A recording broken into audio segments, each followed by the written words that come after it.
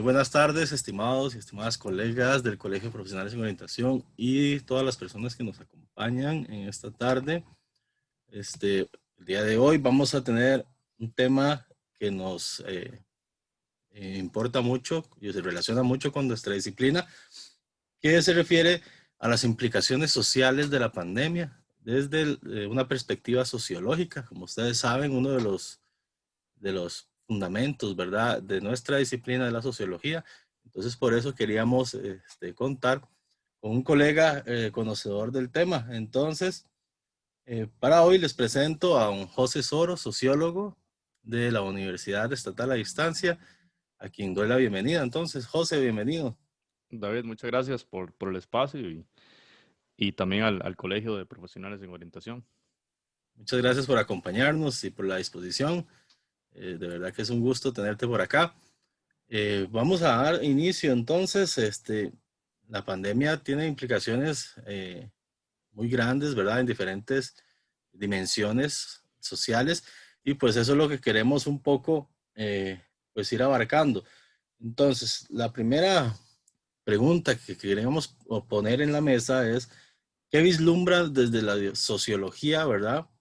Eh, ¿Cómo pueden ser esos meses venideros para nuestra sociedad costarricense? ¿Cómo podría haberse transformado antes y después de la pandemia, José?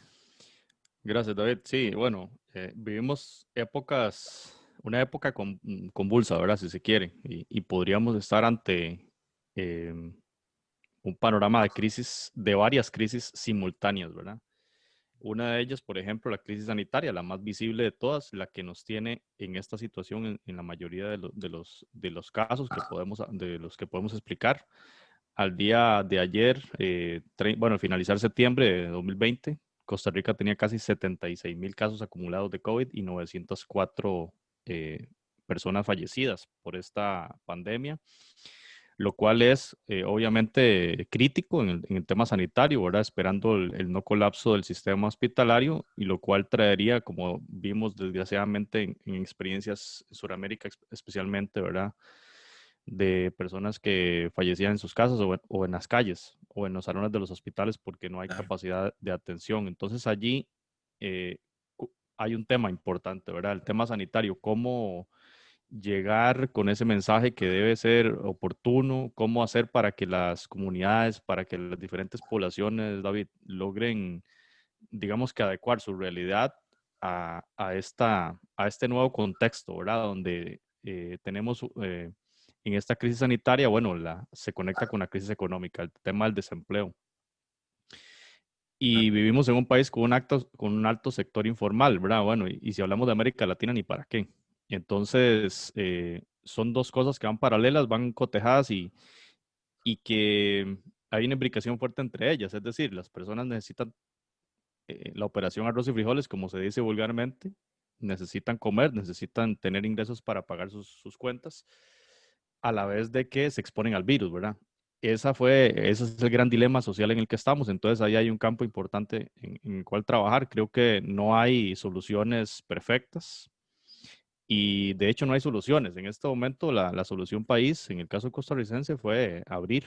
Costa Rica trabaja y se cuida, es el lema del gobierno, luego de un lema que era quédese en casa, ¿verdad? Tratando de evitar la movilización, el desplazamiento con el cual el virus también en teoría se iba a retener. Se logró bien, digamos, hasta el mes de mayo finales y luego a partir de allí, conforme las medidas fueron suavizándose, el virus tuvo más circulación y estamos viendo las cifras que estamos viendo hoy en día. Por otro lado, David, creo yo que la otra crisis es la crisis política, Ujú. una crisis de legitimidad. En estos días estamos viendo manifestaciones en todo el país con bloqueos en puntos neurálgicos, digamos, de las carreteras, cruces de carretera importante, vías de las más importantes del país, y no se observa, digamos, una línea clara. ¿Cuál es la demanda, verdad? O sea, la demanda es múltiple. De hecho, usted dice, bueno, ¿cuáles son qué están buscando estos grupos? ¿Cuál es su visión política? ¿Qué se quiere lograr? Y usted ve de todo de todo pensamiento y de todo el espectro político también. Ese es otro elemento interesante en el tema de la Ujú. política. Vimos las municipalidades manifestándose hace algunos meses, algunas semanas, con respecto a estas medidas también del gobierno, ¿verdad? En el tema de bienes inmuebles, en el tema de también de dar alcaldías solicitándole o demandándole al gobierno mayor presencialidad, mayor protagonismo, digamos, en la toma de decisiones respecto a la pandemia, cosa que fue, digamos, en cierta forma acogida por el gobierno a partir de este nuevo plan de Costa Rica Trabaja y se Cuida. Entonces es un elemento, digamos, de mucha convulsión y en tema político es peligroso, ¿verdad? El tema de la pérdida de legitimidad de las decisiones políticas y de un discurso o una dificultad enorme, David, para encontrar soluciones y ese diálogo entre poderes. Es decir, usted escucha al Ejecutivo y escucha al Legislativo y ese diálogo parece ser bastante improductivo.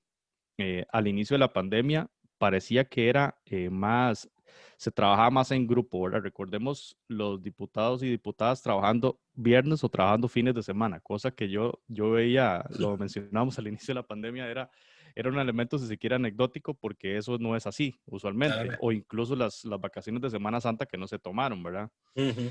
Cuando habían decisiones importantes que tomar en referencia a algunas reformas para atenuar el desempleo que estaba creciendo y parecía que todas las bancadas se pusieron de acuerdo y estaban trabajando muy al unísono, cosa que con el paso de las semanas se fue diluyendo y caemos en la realidad que tenemos hoy de una fragmentación política absoluta. Y entonces vivimos, creo yo, en un escenario de 4 crisis paralelas, esa que mencionamos, y por ende un panorama muy complejo, la sanitaria, la económica, la política, y esta, bueno, que esa crisis de legitimidad, si se quiere, ¿verdad, David? Claro, muy bueno el panorama que nos resumes y cómo ha ido evolucionando, ¿verdad? Este proceso de pandemia en cada una de estas dimensiones que nos has presentado.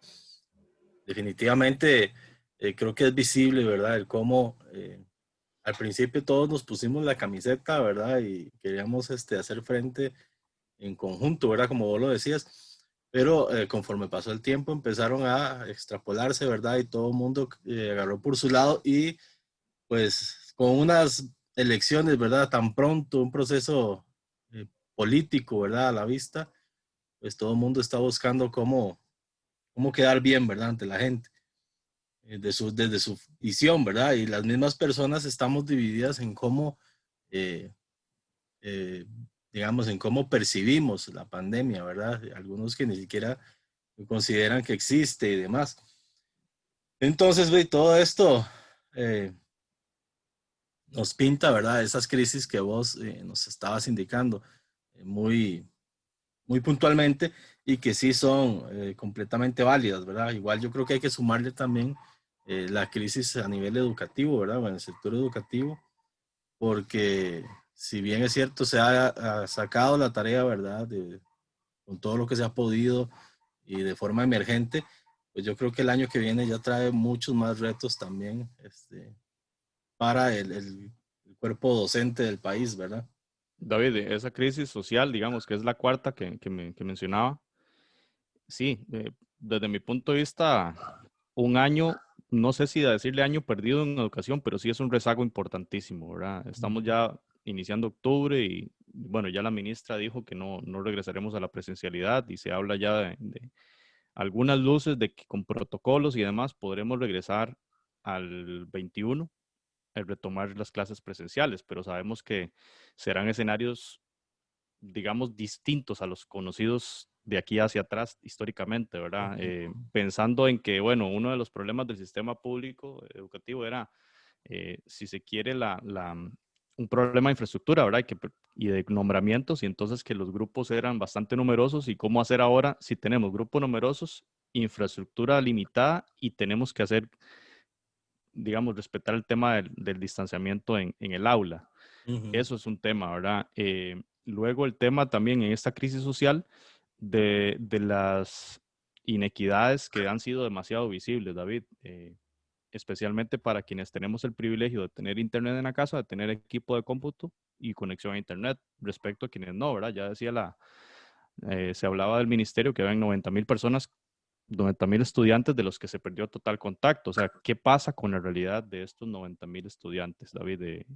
Tirémoslo a futuro, ¿verdad? O sea, ya perdieron un año de formación. Quizás son personas que tienen, digamos, condiciones bastante desfavorables en casa, ¿verdad? Quizás no tienen nada de esto para conectarse, ni siquiera una señal o un dispositivo móvil para conectarse, lo cual también es muy complicado, ¿verdad? Llevar clases a través de un celular no debe ser nada sencillo. Ujú. Y en el tema social le agregamos el acceso a servicios de salud, ¿verdad? Cómo estamos a nivel comunitario, ¿verdad? Con los EVAIS, atendiendo otras emergencias, ¿verdad? Te digo el caso acá en Ciudad Quesada, que algunos EVAIS no están recibiendo personas, recibiendo, digamos, consultas normales que se verían en otras épocas porque probablemente la mayoría del recurso humano está destinado a atender la emergencia por el COVID, ¿verdad? Entonces, Ujú. como han dicho en reiteradas ocasiones el ministro de Salud y el presidente ejecutivo de la Caja, bueno, esto afecta a los otros padecimientos, ¿verdad? Eso es un tema como un efecto dominó, ¿verdad? Entonces, Claro. hay una crisis sanitaria extendida y si le agregamos a eso dos elementos más, el tema migratorio, ¿verdad? Que se vio especialmente en el mes de junio con esa explosión de casos que hubo acá en la zona norte, y donde bueno, se mencionaban empresas agroexportadoras, ¿verdad? Muchas de ellas contratando mano de obra irregular, es decir, gente que llegaba y los empresarios traían personas y no los registraban, eran indocumentados, no tenían los permisos de trabajo ni siquiera, no estaban regularizados ante las autoridades costarricenses, ¿verdad? Em, Eso por un lado, y por el otro lado, el tema de las cuarterías que se vivió especialmente en Ciudad Capital, ¿verdad? Donde hay hacinamiento, donde hay condiciones de vida bastante inhumanas y donde, bueno, ya leíamos los artículos de prensa, ¿verdad? Donde se hablaba de que veíamos a policías, por ejemplo, poniendo cintas amarillas alrededor de las cuarterías, ¿verdad? Casi equiparándolos con cárceles Ujú. y gente llevándoles comida, ¿verdad? Fue un episodio bastante lamentable. No sé la condición en las que están ya en estos días, iniciando octubre, pero todo esto, además del empleo y las brechas de empleo, ¿verdad? Entre el empleo de calidad y el empleo informal, dan cuenta de esa crisis social que era la cuarta crisis de la que conversábamos, David. Entonces sí, estamos ante un panorama bastante complejo y es importante decir también en este tema social el tema de la información que usted mencionó ahora. Eh, ¿Cuáles son las fuentes de información? ¿Qué tan fidedignas son? Y cómo la población asume estas fuentes de información. Que hay, digamos que también un elemento crítico, pienso yo, lo que alguna gente llama infodemia, ¿verdad? Hay un exceso de información, más ahora con que estamos en la era de las redes sociales y, y muchas personas no verifican las fuentes y se creen mucha información de otras fuentes. Entonces, hay una pérdida de legitimidad en el conocimiento científico, lamentablemente, ¿verdad? Y eso conlleva a una serie de peligros eh, que se pueden explicar de muchas razones, pero especialmente en este momento en el tema sanitario, ¿verdad?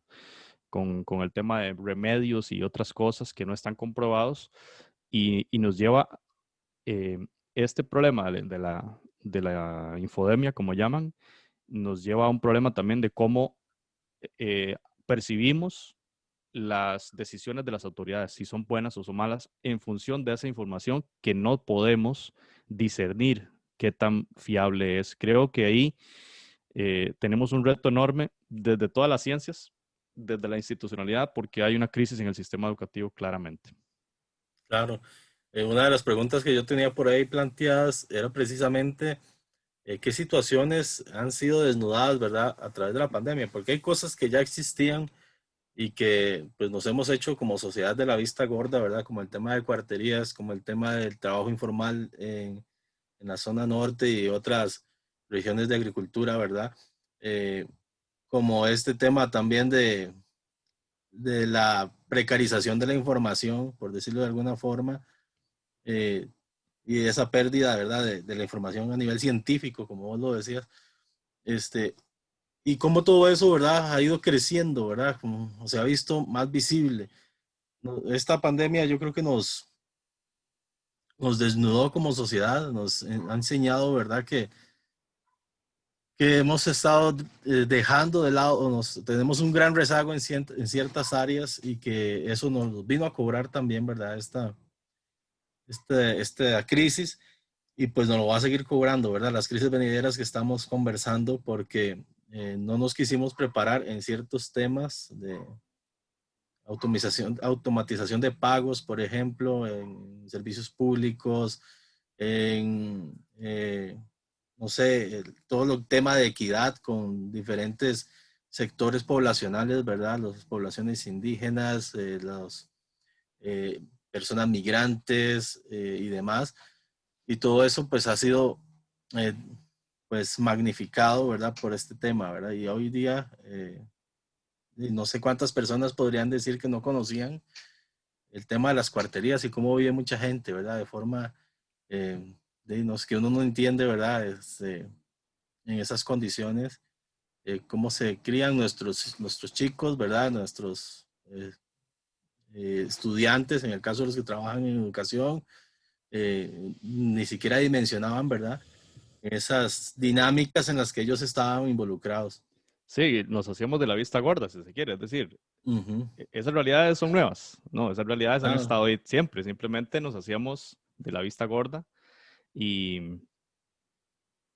y como usted dice, nos pegó en la cara de golpe, pero un golpe fulminante, ¿verdad? Y vienen ahora, entonces, la pregunta es, ¿y qué vamos a hacer para cambiar eso? Porque bueno, en algún momento esperamos y tenemos toda la fe que la ciencia nos logre sacar de esta crisis sanitaria a través de una vacuna. Pero David, ¿y después qué hacemos como sociedad? Tenemos que resolver ese problema de las cuarterías. Bueno, en el tema migratorio, ¿qué se hizo acá en el norte? Bueno, la solución fue las municipalidades incidieron un poco, negociaron con la oficina de migración y lograron, digamos, que extender permisos de trabajo por más tiempo a las personas que ya estaban irregulares. Yo digo que en cierta forma, comillas, le salvaron la tanda a los empresarios, ¿verdad? Cierro comillas. Pero eso debería ser, ya es una figura que existía en la legislación costarricense. ¿Por qué no la aplicaron de entrada? ¿Por qué no lo hicieron bien? ¿Verdad? Ahí lo que uno esperaría es que haya las sanciones correspondientes a estos empresarios por estas malas prácticas y se corrija eso de golpe. Es decir, si eso se aplicara, si el Estado trabajara bien en ese sentido, tendríamos un orden ya en ese tema migratorio, ¿verdad? Que las personas que vengan a trabajar ya vengan con sus permisos de trabajo respectivos, como vimos en el tema de los indígenas noves que vienen de Panamá a la recolección de café. Hace algunas semanas que vimos ahí en televisión, especialmente en la zona de Los Santos, eh, donde ya venían, era una articulación entre la Oficina de Migración y el Instituto Costarricense de Café y las empresas recolectoras. Así es como debería trabajarse, ¿no? O claro. sea, ya con todos los trabajadores con su respectivo seguro social, con su póliza, trabajar en orden. Son personas que usted sabe que van a tener condiciones mínimas de dignidad en sus labores y un salario y las condiciones de ley, ¿verdad? Cosa que no se presenta con aquellos trabajadores irregulares, es decir, personas que vienen sin documentación y que entonces, ¿cuál seguro social existe allí? Digamos, en el caso del COVID acá, en la región, hubo una gran polémica por la ubicación de los albergues, ¿verdad? Los centros de atención para las personas contagiadas. Ahí triunfó la xenofobia, lamentablemente, David. Es lamentable comentar esto, pero así fue, digamos. Una de las soluciones fue abrir salones comunales, dedicarlos a la atención de las personas contagiadas con COVID esperando que ya superaran el virus y pudiesen regresar a sus labores y evitar que estuvieran esas personas en condiciones indignas, porque es la verdad, viven en condiciones bastante lamentables en casas. Ahí vimos algunos reportajes de medios de comunicación de las condiciones de sus viviendas, especialmente en el distrito Peñas Blancas de San Ramón, ahí cercano a unas empacadoras de tubérculos que conocimos fue un foco grandísimo durante el mes de mayo-junio. Y, y bueno, ¿qué pasó con las comunidades? Bueno, una comunidad muy conocida en este país se negó absolutamente a la apertura del centro de atención, como si fuera un imán de contagios, ¿verdad? Las personas iban a estar más bien, digamos, entre comillas, controladas, iban a estar con su seguridad y su atención médica, que era lo más importante, cosa que no podían recibir en sus viviendas. Entonces, vimos esto lamentable. se abrió un centro en otra comunidad y la comunidad casi que encendió las antorchas y los hizo sacados, ¿verdad? Estamos hablando de Santa Rosa de Pocosol. Esto sucedió, no estoy inventándome nada. Ahí están las noticias que confirman esta información. No duró una semana ese albergue. Finalmente, estas personas se fueron, digamos, atendidas en la misma comunidad del sector Ángeles de San Ramón. Es una comunidad cercana a la Fortuna de San Carlos. Y allí superaron la enfermedad. Hoy en día, esa comunidad casi no tiene casos de COVID. Todo se superó y no hubo, digamos, una expansión intensa del virus en ese lugar, que es entonces una atención adecuada. Pero ahí surgieron elementos de xenofobia, muchos elementos negativos, de prejuicios que atentan contra la atención integral. Entonces, también pongámonos en los zapatos de la gente de la municipalidad, del Ministerio de Salud, ¿verdad? ¿Cómo atender una emergencia, una crisis sanitaria en un contexto donde mucha gente no conoce los conceptos básicos o a partir de prejuicios genera conclusiones erradas, ¿verdad? Como que toda esa gente se va a contagiar. Más bien era forma de evitar los contagios. Ahora, dichosamente, David, ya con las municipalidades al control de la atención, ya no hay curiosamente, tanta resistencia a la creación de los albergues, ¿ya? Y eso es positivo, porque entonces si hay un brote masivo en una comunidad, se puede atender de esa manera. Esto es especialmente para personas que no tienen condiciones para el resguardo adecuado en casa, ¿verdad? Pensemos en una casa, no sé, donde viven 7 personas, una casa pequeñita de bono de la vivienda o inclusive en los famosos ranchos, ¿verdad? De los precarios, como se llama. ¿Cuál capacidad de atención humanamente digna hay donde usted ni siquiera tiene divisiones en las habitaciones? Esas personas deben ir a un centro de atención, a un salón comunal. Entonces yo, digamos, en las cosas positivas, en medio de toda la crisis, veo que para los gobiernos locales es una oportunidad enorme de mejorar, de articular con la institucionalidad pública y de involucrarse en temas que antes, digamos, no atendía. En este momento, un tema sanitario, ¿verdad? Y sabemos que tienen competencias múltiples como el tema educativo también, en la infraestructura escolar y el tipo de decisiones de eso, ¿verdad? De esos elementos. Pero sí, em, en resumen, nos golpean a cara la realidad, David, y la gran pregunta de la que no hay respuesta todavía es, ¿y qué vamos a hacer como sociedad para superar esos problemas? Es decir, las cuarterías, una vez que pase el COVID, se van a eliminar, van a mejorar esas condiciones de vida, donde Difícilmente, claro. 1.000 colones vale una noche en un lugar de esos. ¿Por qué vale 1.000 colones? Bueno, ya sabemos, ya vimos las fotografías. Eso es inhumano. Se va a acabar. La municipalidad va a hacer algo respecto al tema. Vamos a atender adecuadamente el tema migratorio. Todos los trabajadores nicaragüenses van a tener su permiso de trabajo. Bueno, eso es lo que uno desearía. Ujú. Vamos a ver si las autoridades, los empresarios, las MUNIs, todos los actores sociales alrededor logran poner de su parte y mejorar esto, porque, bueno, es un virus que llegó, pero ¿quién descarta que puedan llegar otras pandemias y de nuevo golpearnos? Y tenemos que aprender de la historia y ver cómo corregimos esto.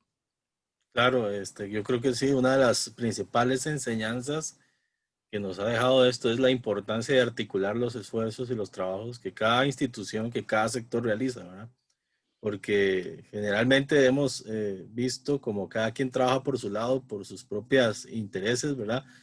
Y que la pandemia nos ha enseñado lo importante de que, aunque yo no trabaje en el sector de salud, es algo que me compete, ¿verdad?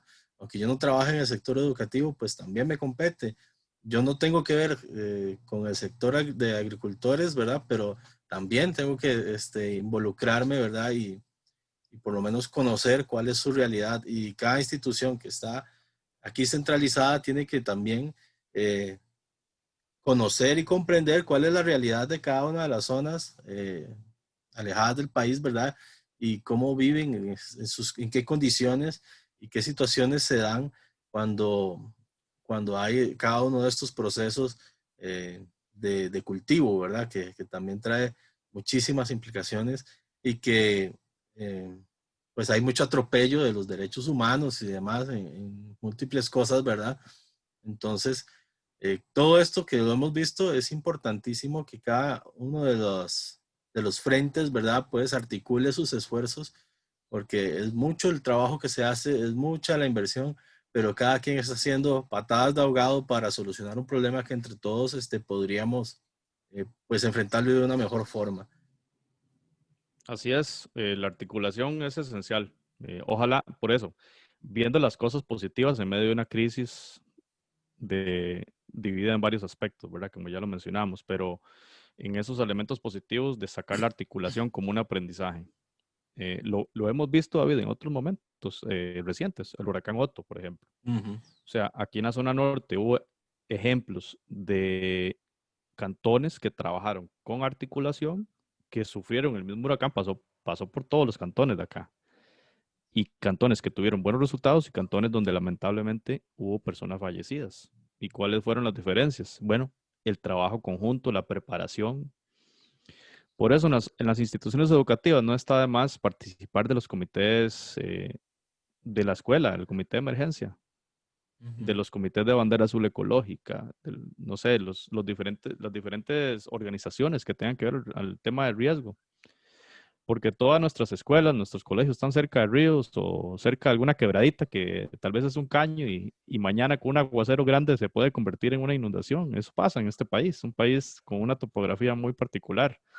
Claro. Eh, Acá en la Universidad Estatal a Distancia estábamos discutiendo que un elemento interesante puede ser que cada persona de la sede participe en el Comité Municipal de Emergencias, porque no estamos exentos. Es un país muy pequeño el nuestro, pero donde siempre pasan cosas, ¿verdad? Siempre pasa alguna inundación. Estamos en medio de dos placas tectónicas que nos causan sismos o fallas locales que causan sismos todo el año.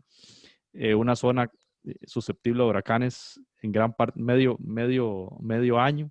Ujú. Entonces, en el tema articulación, desde nuestra institución podemos preguntarnos, bueno, ¿qué puedo hacer yo por aportar, por apoyar, más allá de mi labor, digamos, de mi trabajo, ¿verdad? Ujú. ¿Cómo puedo aportar a mi comunidad en el tema ambiental? Bandera azul ecológica, bueno, estoy hablando de la experiencia nuestra, ¿verdad? Pero los comités locales de emergencia. Ahora, David, el trabajo que esos comités están haciendo es fundamental porque están articulando municipalidad con Ministerio de Salud, Caja y más. Entonces, están atendiendo, por un lado, a las personas que están contagiadas y que tienen, digamos, condiciones complicadas económicas, les están llevando sus víveres, Ujú. pero al mismo tiempo tienen que atender temas de prevención, ¿verdad? Porque si no el brote explota, va exponencialmente y se hace inmanejable. Ujú. Este, ¿Por qué no hacemos eso siempre en todos los temas? Es que tenemos una institucionalidad muy fuerte. Lamentablemente, ¿verdad? Por el tema económico está en peligro. Esa es otra de las crisis que hablamos, ¿verdad? En el tema social y en el tema político, de que un asunto financiero pone en riesgo todo lo que conocemos, ¿verdad? Ujú. Entonces, es un panorama convulso, David, y como sociedad tenemos que aprender. Me parece que es un momento histórico para el país. ¿Quién saca el liderazgo? ¿Quién dice, yo planteo esa propuesta? Debería ser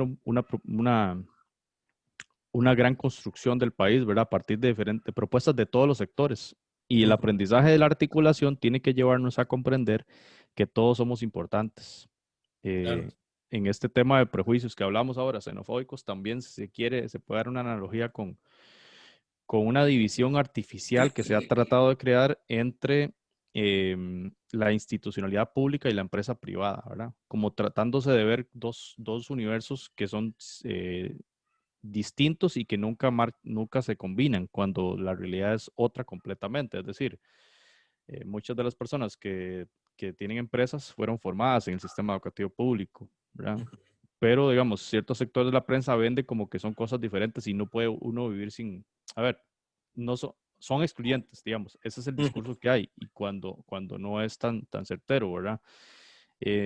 Entonces allí hay un tema que superar, es decir, si seguimos viviendo de prejuicios o pensando o tomando decisiones a partir de prejuicios, difícilmente lleguemos a decisiones correctas, ¿verdad?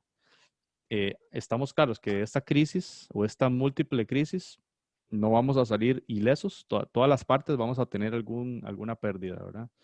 Ya lo estamos teniendo. Hay 904 personas murieron ya en el tema del COVID y todas las afectaciones de salud que van a tener las personas que ya tuvieron el virus, ¿verdad? Son desconocidas por ahora. Es un virus que tiene menos de un año de conocerse. No hay estudios todavía de qué implicaciones tiene para la salud de las personas que ya fueron contagiadas y que ya están sanas y cómo van a vivir el resto de sus vidas. Hay afectaciones sobre otros órganos y demás. Bueno, entonces es complejísimo, David, porque el tema sanitario, el tema, todo lo que hemos hablado, política, economía y el tema social, ¿verdad? Nos conviene dialogar, nos conviene que el gobierno también abra sus espacios, pero usted y yo, que somos de a pie, digamos, nos conviene preguntarnos qué podemos hacer nosotros. No Claro. simplemente prender la tele y esperar a que ya otras personas resuelvan, sino que nosotros también decir, bueno, y en nuestro contexto, David, en nuestra posibilidad inmediata, ¿qué podemos hacer? Creo que es una buena pregunta que, bueno, que los miembros y todas las personas del colegio de orientadores y las personas que estén viendo este video se hagan esa pregunta y creo que sería oportuno reflexionar al respecto.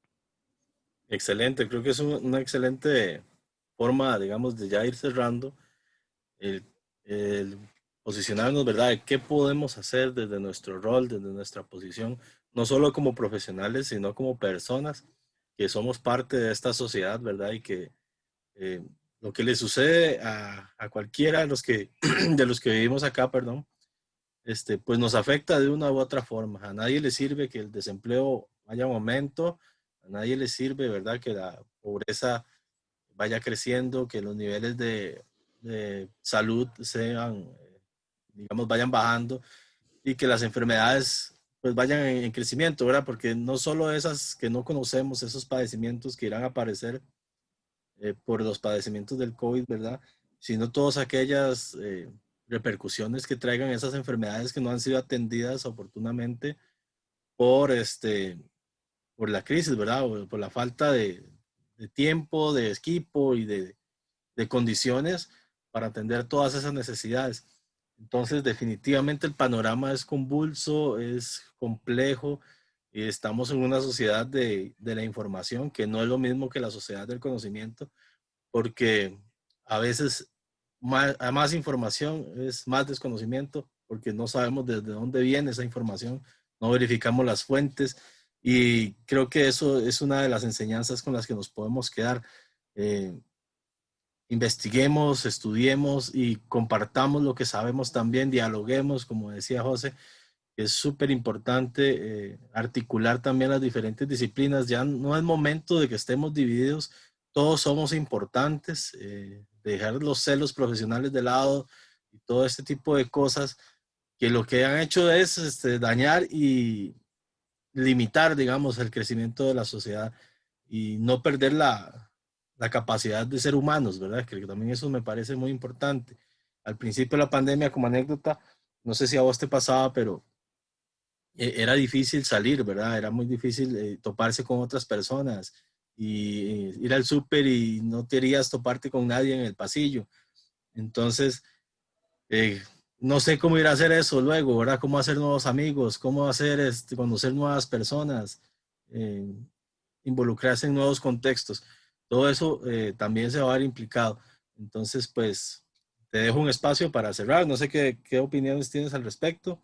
Sí. Pues, alguna invitación. David, la interacción humana cambió, la Ujú, forma de interactuar cambió. Estamos acá reunidos a través de una plataforma digital, cosa que yo no veo del todo malo, ¿verdad? ujú, Así esta reunión, esta grabación la hubiéramos hecho en un espacio físico, uno de nosotros dos hubiera tenido que desplazarse, más ujú, camarógrafos, más todo, o sea, y eso implica huella de carbono ujú, en estos elementos, ¿cuántas veces, bueno, quienes están en el colegio profesional, ¿verdad? ¿A cuántos seminarios, a webinars han ido últimamente? ¿Cuántas ujú, charlas, cuántas capacitaciones? Esas cosas hay que verlas también como positivas. Pero pensemos para las personas desfavorecidas que no tienen acceso a esto. ¿Cómo podemos resolver esto? Bueno, lamentablemente hay cientos de millones de dólares que están ahí ociosos, ¿verdad? Que son del fondo Fonatel que no han sido ejecutados. Uno desearía que una escuelita en la Cruz de Guanacaste, en Los Chiles o en Paso Canoas tuviesen una conexión de alta velocidad, fibra óptica. Ahí está la plata, no se ha Ujú. ejecutado. Bueno, ¿qué podemos hacer nosotros? Bueno, una forma es ir y manifestarnos, está bien.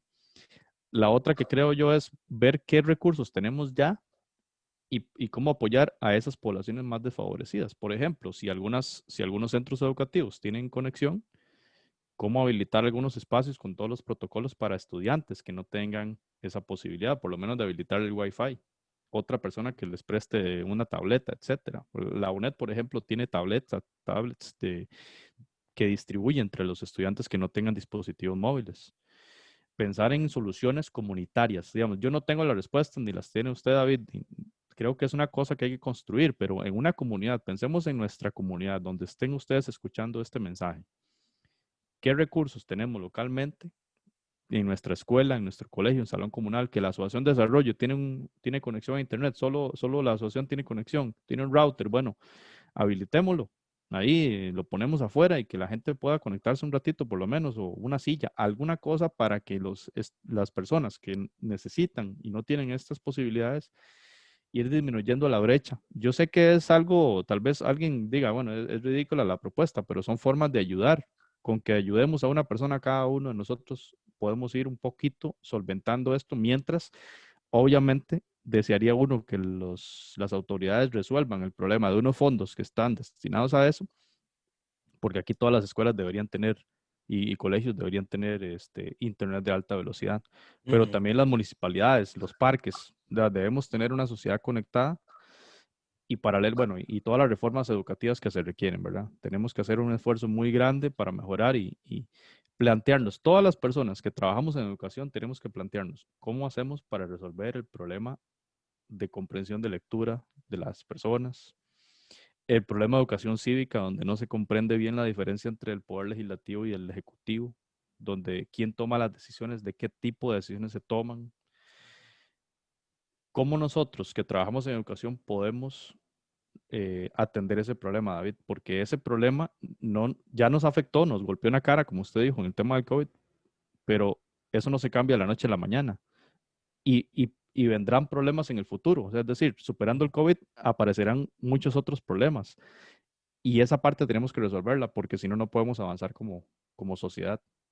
Aquí lo que está en peligro es la democracia. Eso Claro. hay que tenerlo muy claro. Y nada, cerrar con un mensaje esperanzador, porque ya hemos hablado mucho de cosas negativas. Pensemos en esa aportación individual que sume, que sea una aportación colectiva, comunitaria y que resuelva asuntos puntuales en la comunidad, pero que esa resolución de asuntos puntuales en la comunidad, en nuestra institución educativa, etcétera, puedan servir para que al menos una persona logre superar esa brecha educativa y esa brecha digital que nos tiene bastante afectados hoy en día. Yo creo que sí podemos hacerlo y articulemos más, veamos Ujú. otras instituciones, participemos de esos comités que ya conversamos y yo creo que tendremos una mejor sociedad. Ujú. Está en nosotros realmente poder hacerlo. Definitivamente, José, muchas gracias. Creo que es importantísimo articular, como vos lo decías. eh, es algo que no hemos tomado en cuenta como sociedad y como sistema educativo también para quienes hemos sido parte. Eh, Incluso hemos visto que las materias en sí están desarticuladas entre ellas, ¿verdad? Eh, y podemos abarcar un mismo contenido desde diferentes perspectivas, ¿verdad? Entonces, incluso con eso, articúlense con sus colegas, con sus compañeros de trabajo, articúlense como comunidad, articúlense, ¿verdad? Mapeemos, ¿verdad? ¿Quiénes son los que necesitan? Quizás ahí un vecino no tiene conectividad y ese chico no ha podido llevar el sistema, el proceso del año normal, ¿verdad? Comparado a los demás, y nosotros podríamos haberle brindado la clave, la contraseña de nuestro internet para que tuviera acceso, ¿verdad? Es algo sencillo, algo simple, pero que hubiese marcado una gran diferencia y hubiese roto esa brecha, ¿verdad? Entonces, muchísimas gracias, José. Invitarles a cada uno para que nos posicionemos desde donde estemos y haga de su parte, que esto se construye entre todos y todos tenemos que aportar un granito de arena. Así que entre todos salimos juntos y pues es una tarea que nos queda. Muchísimas gracias, José, que estés muy bien. Gracias a todos los que nos han acompañado y de verdad esperamos que haya sido un espacio de crecimiento para cada uno de ustedes. Gracias. Saludos a todos y todas. Muchas gracias, José. Un abrazo.